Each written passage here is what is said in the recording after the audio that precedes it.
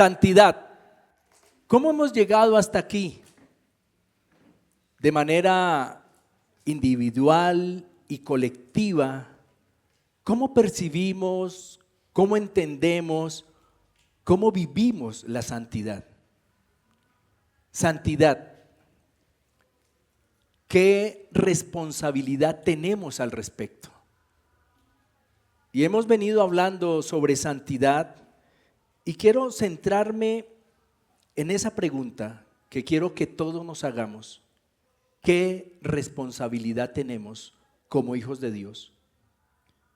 Si intentamos contestar estas inquietudes que les planteo, una muy buena opción es mirar en el pasado a quienes nos precedieron, porque la santidad no ha cambiado, o sea, esa exigencia de Dios no ha cambiado, pero nuestra percepción de santidad puede que sí haya cambiado.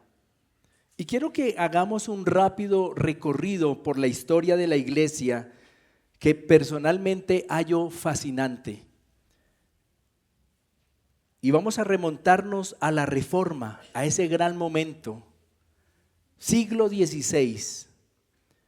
Y tras siglos de intentar comprar la santidad con méritos, que era un acto humano y sigue siendo un acto humano, Lutero y Calvino, seguramente que ustedes han escuchado de ellos, los grandes reformadores, quienes dieron inicio a la llamada iglesia protestante a la cual pertenecemos. Somos una iglesia, amén. Y somos la iglesia que nos denominaron la iglesia protestante. Bueno, fue por el siglo XVI que se dio inicio a lo que se conoce como la Gran Reforma. Ellos nos recordaron que somos justos, amén, y pecadores al mismo tiempo. Justos y pecadores al mismo tiempo. ¿Cómo es eso? La santidad no era para ganar el cielo, era para honrar a quien nos rescató. Entonces, en lugar de ver la santidad como tristemente hoy muchos insisten en verla, como escalar una montaña para llegar a Dios, así era como se veía la santidad, una montaña que yo tengo que escalar, yo tengo que esforzarme, tengo que hacer sacrificios, tengo que pagar penitencias para llegar a Dios. La Reforma nos invitó a verla no como subir a la montaña, sino descender de la montaña, habiendo recibido por gracia el regalo de la salvación. Y usted sabe que es más fácil descender que ascender. Pero era descender, le reitero, con un regalo, la gracia de la salvación, que ni a usted ni a mí nos costó y que nos otorgó el Señor por su infinito amor. A los ojos de Dios, mi querido y querida, ya eres justo.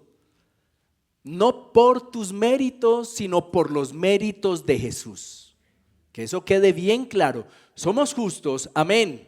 Pero somos justos por los méritos de Jesús. Sin embargo, en tu conducta diaria todavía luchas con el pecado. Bueno, por lo menos yo lucho con el pecado. No sé tú, yo lucho con el pecado. ¿Cuántos aquí luchan con el pecado?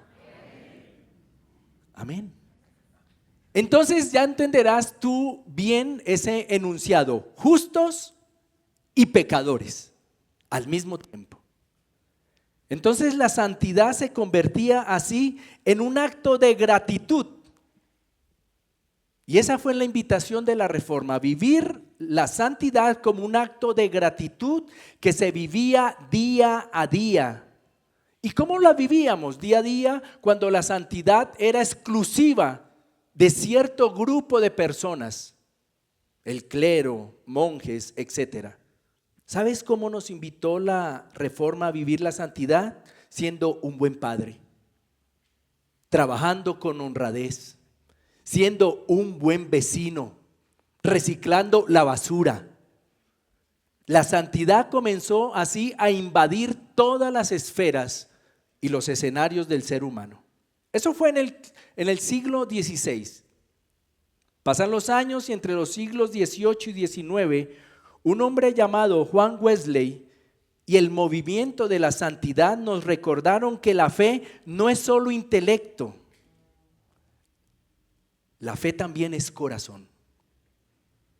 Y la santidad comenzó a vivirse como una búsqueda ferviente de ser perfeccionados, pero ser perfeccionados en amor.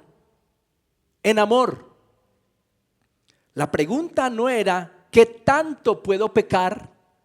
Porque muchos cuando comienzan a caminar con Cristo, eso es lo que les asalta, ¿no? Como que estiran la bandita a ver hasta dónde puedo pecar y hasta dónde Dios me va a perdonar. No, la pregunta no era ¿qué tanto puedo pecar? Sino ¿qué tanto puedo amar a Dios? ¿Qué tanto puedo amar a Dios de manera tal que yo comience a vivir una transformación? ¿Cuántos aquí alguna vez se han enamorado? Amén, amén. Por lo menos ha sido mi experiencia, el haberme enamorado de esta hermosa mujer me transformó. Y transformó muchas maneras de ver y asumir la vida. Porque el amor tiene ese poder, el poder transformador. Cuando es visto desde esa manera, entonces ya no estamos pensando tanto en qué tanto puedo pecar, sino qué tanto puedo amar a Dios y qué tanto puedo amarlo a través del día a día. Y esa época fue una época enmarcada por lo que se conoció el avivamiento. Y hubo muchos avivamientos alrededor del mundo. Eso fue en el siglo XVIII y XIX. En los siglos XX y XXI, que son los que nos corresponden con la llegada de la modernidad, hemos conocido dos extremos, por cierto, peligrosos. Por un lado, el legalismo, una santidad externa, reducida a una lista de reglas y prohibiciones que incluyen vestimenta, peinados, música, comida, etcétera. Pero es una santidad externa, es decir, fachada. Ese fue un extremo y es un extremo. Pero por otro lado también entró el relativismo, una santidad subjetiva, es decir, donde todo vale. Si algo se siente bien o me hace feliz, se acepta, dejando de lado que Dios tiene estándares éticos absolutos. El relativismo nos invita a pensar que la Biblia es un libro lleno de sugerencias de Dios, por si usted quiere, por si a usted le parece.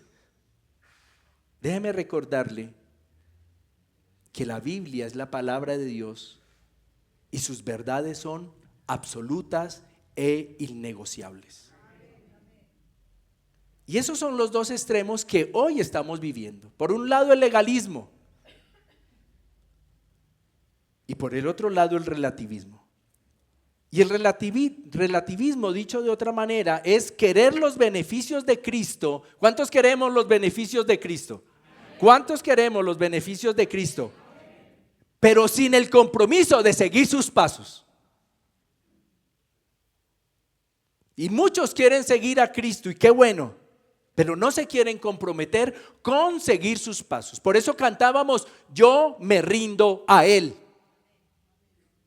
Por eso lo cantábamos y ya toma más sentido lo que acabaste de cantar. Es rendirme a Él. Y el mayor peligro actual no es el pecado evidente. Ayer tuve una charla con un joven y yo le decía, mire, Chino, yo no voy a darle a usted un sermón de lo que es bueno, de lo que es malo. Usted lo sabe.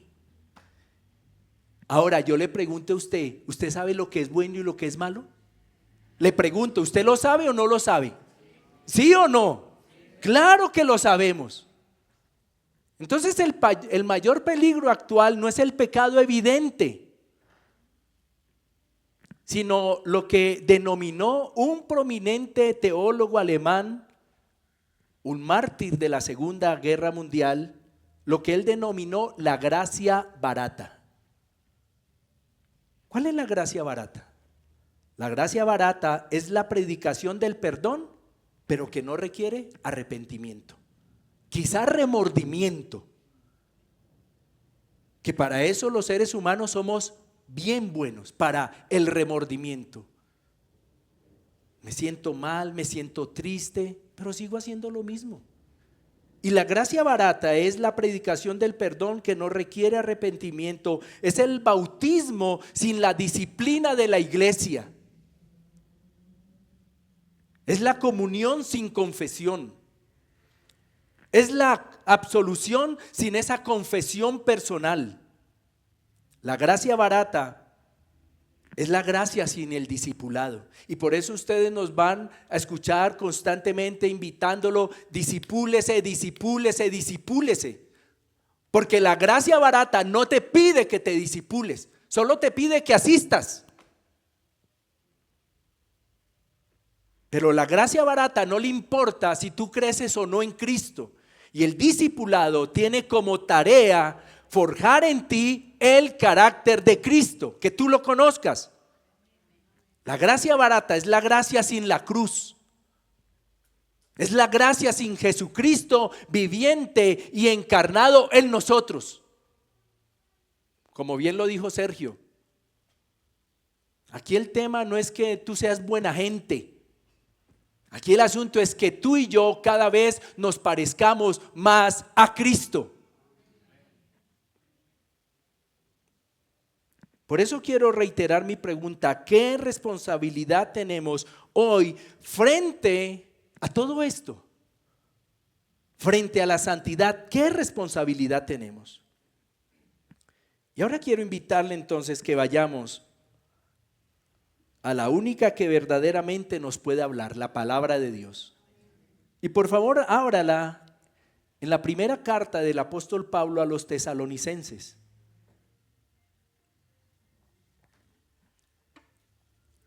Y por favor ubíquese en el capítulo 4 y vamos a leer estas palabras del apóstol Pablo,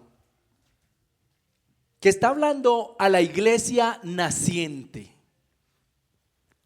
Pablo está hablando a la iglesia, y cuando hablo de iglesia no me refiero solamente a la iglesia de Tesalónica, me refiero a la iglesia en general. Pablo está hablando a la iglesia que está naciendo, que está conociéndose, que está entendiendo a Jesucristo, pero también está entendiéndose a sí misma. Pablo dice: por lo demás, hermanos, les rogamos y animamos en el Señor Jesús a que ¿cada cuánto?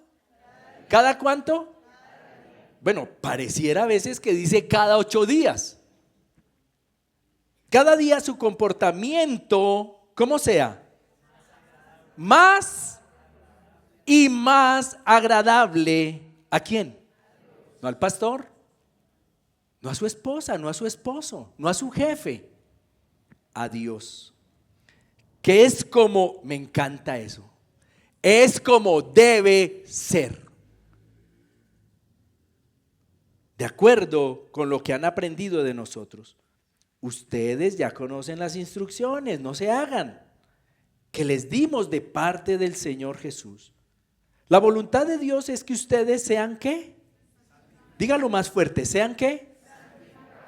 Que se aparten de toda inmoralidad sexual, que cada uno de ustedes sepa tener su propio cuerpo en santidad y honor, y no en pasiones desordenadas como la gente que no conoce a Dios. ¿Usted conoce a Dios? ¿Usted conoce a Dios? Y Dios sí que nos conoce. Entonces dice, sencillo, mire, no viva ni camine como la gente que no conoce a Dios. Ninguno debe agraviar ni engañar en nada a su hermano, lo cual incluye la esposa y el esposo y los hijos. Amén. Me perdí. Porque el Señor toma en cuenta todo esto. O sea, el Señor, ¿cuántas rebaja? Ninguna. Como ya les hemos dicho y declarado, pues Dios no nos ha llamado a vivir en la inmundicia, sino a vivir ¿dónde? El que desecha esto, no desecha a un hombre, sino a Dios, que también nos dio su Espíritu Santo. Ay, ay, ay. El apóstol Pablo nos recuerda tres verdades innegociables respecto a la santidad. Lo primero, Pablo arranca diciendo la voluntad de Dios, es decir, lo que Dios quiere, lo que Dios desea, lo que Dios ha determinado, lo que Dios manda es que ustedes sean santificados. ¿Saben? Lo primero es que Pablo nos recuerda es que es un mandato, vuelvo y digo, no es una sugerencia. Lejos de ser un hobby para cristianos muy espirituales, es el objetivo central de Dios para la vida terrenal del creyente. La santidad no es una ruta alterna, mi querido y querida, es la autopista principal. Aquí no hay atajos, aquí no hay caminos veredales o vecinales. Aquí lo que hay es una autopista principal. Dios nos salvó, Dios nos salvó, Dios nos salvó para darnos vida eterna y para cambiarnos aquí y ahora. Aquí y ahora. Y eso es santidad. Entonces lo primero entonces es que es un mandato, no una sugerencia. Lo segundo que Pablo hace es que Pablo dice, debe ser la santidad una distinción cultural. Miren lo que dice el verso 4 y 5, que cada uno de ustedes sepa tener su propio cuerpo en santidad y honor, y no en pasiones desordenadas como la gente que no conoce a Dios. Es una distinción cultural. Saben, el mundo tiene una forma de ver y vivir la vida respetable. Egoísmo, placer inmediato, ausencia de límites. Ayer íbamos con Nancy, Nancy no se dio cuenta. Íbamos caminando así por la acera. Es una acera súper amplia, es tan ancha como nuestro templo, súper ancha. Y venían unos muchachos en cicla, pero rapidísimo y en solo la llanta trasera. Nancy, gracias a Dios, no se dio cuenta porque hubiese gritado.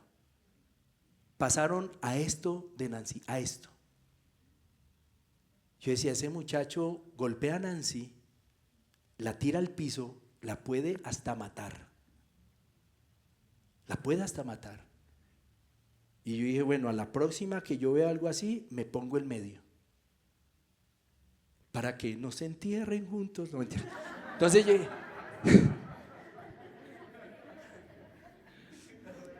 Perdón por eso.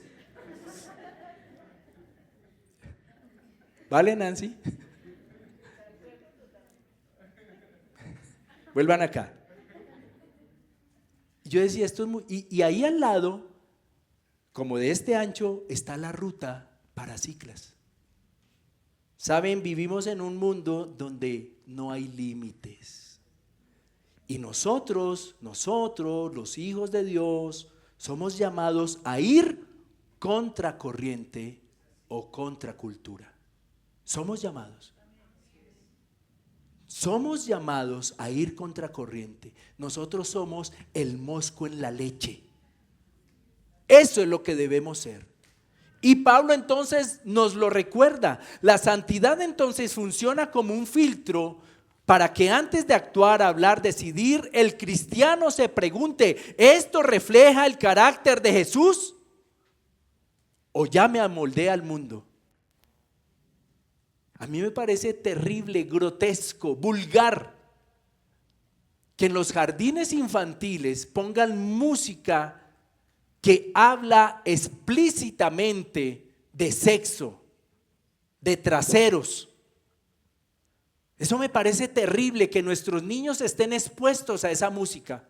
Pero me parece más terrible que un hijo de Dios la cante y le parezca que es un chiste. Eso es una tragedia, porque esta persona no ha entendido lo que es santidad y que debe ir contracorriente, y que si se amoldó a este mundo es porque no ha entendido el precio de Cristo por él. Pastor, así de difícil. Difícil le tocó a Jesús. A Él sí le tocó difícil. Y entregó su vida por ti y por mí. Pero también Pablo nos recuerda que es una cuestión de honor. La santidad se demuestra en cómo tratamos a los demás y a nosotros mismos. No es algo abstracto o indefinido. ¿Saben por qué? Porque la palabra honor en ese contexto evoca la idea de algo valioso, digno de alta estima. Tratar el cuerpo con honor es reconocer que es templo del Espíritu Santo. Amén. Por eso es una cuestión de honor. Es cuando nuestros jóvenes y nosotros entendemos que este cuerpo es templo del Espíritu Santo y es algo valioso, de alta estima.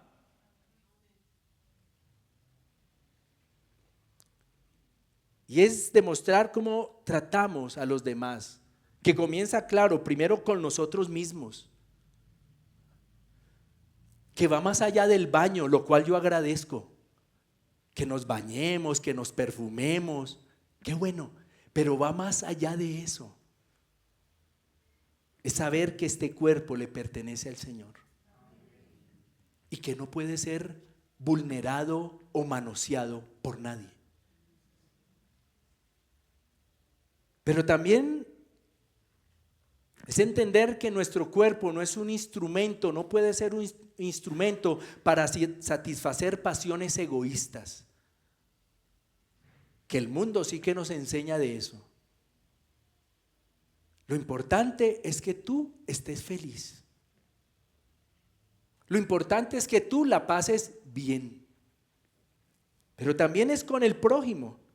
Es no sobrepasar los límites éticos y morales de nadie en ningún escenario.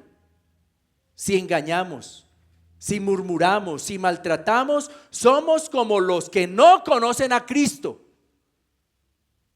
Es decir, una persona chismosa actúa como quien no conoce a Cristo, sí. Sin importar qué tan santos nos veamos aquí en el templo. Y eso lo hemos hablado muchas veces. Aquí ser santo es fácil. Es fácil. O sea, yo no me imagino a alguien aquí en el templo chismoseando. Bueno, puede suceder. Para lo cual necesitaríamos armar una hoguera. Es como tratamos a la gente afuera y revelamos santidad. Por eso los cristianos no engañamos a nadie, amén. No nos colamos en Transmilenio, amén. Cuando nos dan vueltas de más no decimos, ay, el Señor sabía, no, las devolvemos, amén, amén. Por eso no robamos wifi, amén. Por eso. Porque somos diferentes al mundo y por eso los hijos de Dios no chismoseamos. Amén. A algunos les cuesta. Por ello, como iglesia protestante, nuestro desafío es vivir una santidad bíblica, pero también una santidad equilibrada y visible. Visible. Y para este propósito, permítanme proponerle 3 acciones para que nuestra santidad sea visible. No importa tu edad, no importa el lugar de servicio que ocupes en la iglesia, no importa el lugar donde tú te muevas socialmente, tu santidad debe ser visible, pero también debe ser equilibrada. En estos días alguien, y de vez en cuando aparece, pastor, ¿tatuarse es pecado? Y hay veces, hay mamás que me han llamado, pastor, ¿qué hago? ¿Se quiere tatuar el rostro mío?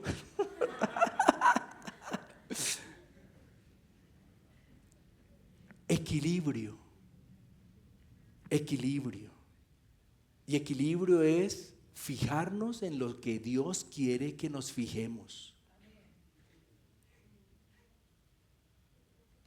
Ahora alguien estará diciendo, bueno, pastor, ¿finalmente es pecado o no?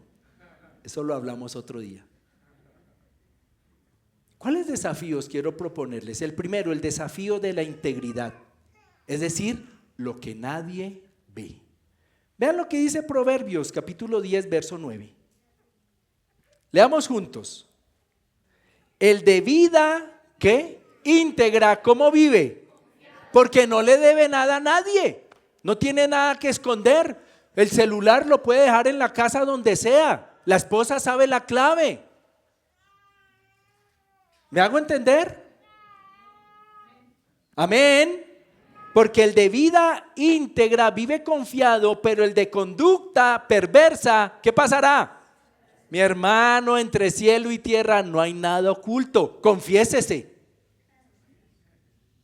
En un mundo de apariencias y apariencias digitales, la santidad comienza donde termina la pantalla. Me encanta cuando la gente sube fotos y le hacen Photoshop, le hacen todos esos arreglos y cuando van a la cita pues no aparecen. Porque lo que montaron es una mentira. Ayer me hicieron una y me disfrazaron de indio, ¿sí? Y bueno, obviamente el rostro ayuda. No me disfrazaron, pastor, muy bien, gracias, pastor. Esa me la debe, pastor, gracias. Pero mire, y yo le decía al que lo hizo, me puso muy arrugado, cierto que ya vamos por ese camino, pero miren, en un mundo de apariencias y apariencias digitales, la santidad comienza donde termina la pantalla. Debemos evaluar nuestra santidad privada, nuestras conversaciones, pero también nuestras conversaciones con nosotros mismos. No es solo lo que hablamos con el prójimo, es lo que hablamos con nosotros mismos. Debemos evaluar nuestras búsquedas en internet, nuestros pensamientos íntimos y preguntarnos, ¿todo ello honra a Dios tanto como lo honro un domingo en la iglesia? ¿Qué tal si esta semana rindes cuentas a Dios? ¿Y por qué no? A un hermano de confianza sobre un área de tu vida privada que necesita la luz de Cristo. Y ese es un desafío enorme, es el desafío de la integridad. Donde nadie me ve, en intimidad. El segundo desafío es el desafío de la distinción. No ser una fotocopia del mundo. La santidad no es un aislamiento del mundo, como en algún momento se cree y muchos lo creen, los ermitaños, ¿no es cierto?, que se alejan del mundo, se meten por allá en sitios donde no puedan tener ningún contacto con el mundo y mucha gente cree que eso es santidad. No, no es aislamiento. Hay un término para ello, es insulación. ¿Qué es la insulación? Estar en el mundo sin dejar que su sistema nos corrompa. Estamos en el mundo, mi hermano. Estamos en el mundo. Y si de pronto tú vas por ahí caminando, y porque yo he visto y puede pasar, a veces tú vas por ahí y comienza a sonar una canción de esas bien horribles, con letras bien terribles, y a veces uno, ay, ¿qué pasó acá? ¿Sí te ha pasado? Sí, ¿no? Pues arrepiéntase, hermano, porque eso significa que de alguna manera el mundo nos está corrompiendo.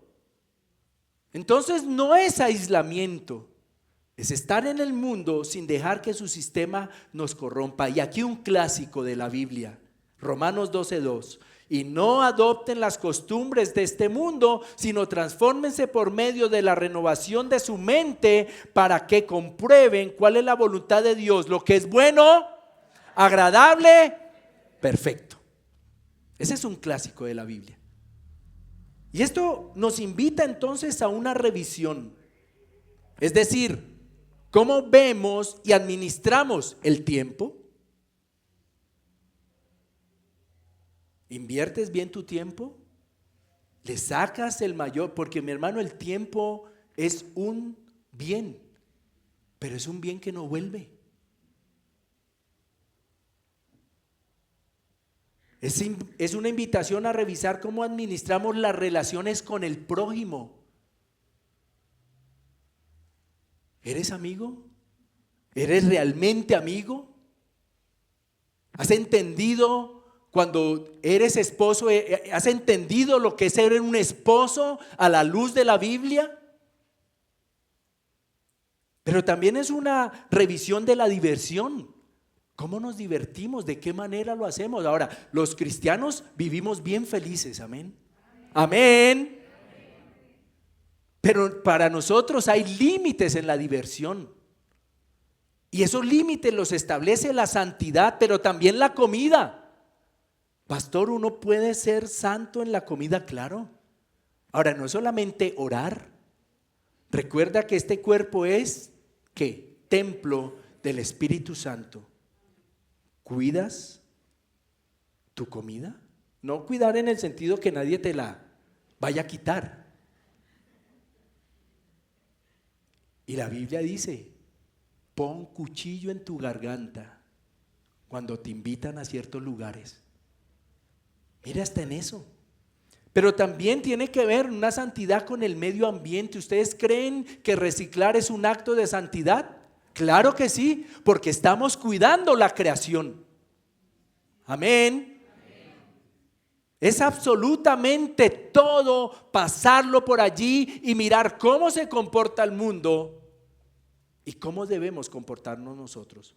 Si nos descubrimos haciéndolo igual que los que no conocen a Dios, mi hermano, tenemos algo en que trabajar. Tenemos algo en que trabajar. Identifica una práctica común de nuestra cultura, y hablo de nuestra cultura colombiana, porque para nosotros la violencia, la famosa malicia indígena, que mire, eso es una maldición, hermano. Y vivimos en un escenario social donde la gente se jacta de la malicia indígena. Entonces somos vivísimos, somos superavispados.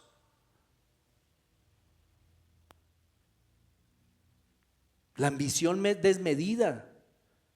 En un mundo que nos enseña que lo mío es mío y si te descuidas, lo tuyo también. Que de eso sí sé que saben los políticos, pero bueno, eso sería otra charla. Identifica una práctica común de nuestra cultura como la murmuración, y si esto te ha permeado, te animo a actuar de manera radicalmente opuesta. Pero tú tienes que identificar qué me ha permeado, qué me ha contaminado, para precisamente ser una distinción en el mundo. Amén. Y el tercer desafío es la dependencia. El desafío de la dependencia. No es tu fuerza, mi querido y querida, es su Espíritu Santo.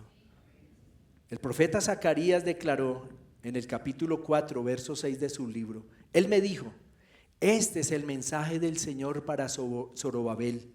No será por la fuerza ni por el poder, sino por mi espíritu, dice el Señor Todopoderoso. El gran fracaso del legalismo es querer ser santos por esfuerzo humano. Y el gran fracaso del relativismo es creer que se sigue a Cristo lejos de la santidad. De la santidad que nos demanda Dios. Y esa santidad es una obra del Espíritu Santo en nosotros.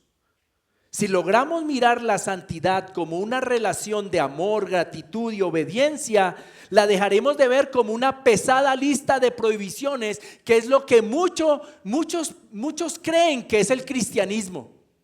Muchas personas creen que el cristianismo, que apenas entran a una iglesia como esta, les entregan una larga lista de prohibiciones. No, eso sería absurdo. La santidad es una relación de amor, gratitud y obediencia. Y cada día tenemos la oportunidad de decir, de declarar: Espíritu Santo, mi cuerpo, mi mente son tu templo. Ayúdame a vivir en coherencia con esta verdad. Ayúdame a vivir cada día sabiendo que el Espíritu Santo me muestra, me guía, pero también me da las fuerzas. La santidad, mi querido y querida, no debe ser una carga. Debe ser un privilegio que refleja a un Dios que nos ama. Quiero repetir esto. La santidad no debe ser una carga. Es un privilegio que refleja a un Dios que nos ama. Si perdiéramos la esencia de la santidad, seríamos simplemente un club social con fachada religiosa. Eso seríamos. Y créanme, yo aquí la paso muy bien. Aquí están mis mejores amigos y amigas. Aquí está la gente que amo. Pero si yo pierdo la esencia de la santidad, sería un club con una fachada religiosa. Cuando hicieron este templo, cuando lo construyeron, que usted lo mira desde afuera, usted dice, esto es un templo. Hace mucho no nos pasa, pero cuando se construyó de primerazo, entraban personas y apenas entraban se persinaban y preguntaban por el padrecito. En serio, porque la gente ve un templo. Cuando la arquitecta me dijo, pastor, yo como que no lograba explicarle, yo le dije, mire, lo que nosotros queremos es una bodega engallada, con una apariencia que se vea distinta a. Ella comprendió entonces la idea. Y sabe, cuando nosotros no vivimos en santidad, somos eso, solo una fachada, nada más. ¿Usted cree que este templo, este lugar nos hace santos? Para nada, hermano. Y bello, a mí me encanta. Pero esto no es lo que nos hace santos. Sentarte en esa silla no te hace santo. Lo que te hace santo es el día a día, cómo vives y asumes. Y por eso la santidad es un privilegio. Pero si la entendemos y vivimos desde la perspectiva de Dios, ¿sabe qué seremos? Seremos la sal que preserva y la luz que guía a esta generación, que necesita ver un pueblo realmente santo. Hace algunos años, de manera increíble, se levantó un movimiento al norte de Europa, un movimiento cristiano católico, y se levantó un movimiento brutal donde los jóvenes menores de 25 años volvieron a darle importancia y relevancia a la virginidad. Y eso se convirtió en un movimiento brutal y fueron admirados. Hoy el mundo necesita un mensaje de nosotros. Y por eso la santidad es sal que preserva y luz que guía. Por eso quiero terminar con la pregunta que inicié. ¿Qué responsabilidad tenemos? Cierra tus ojos, por favor.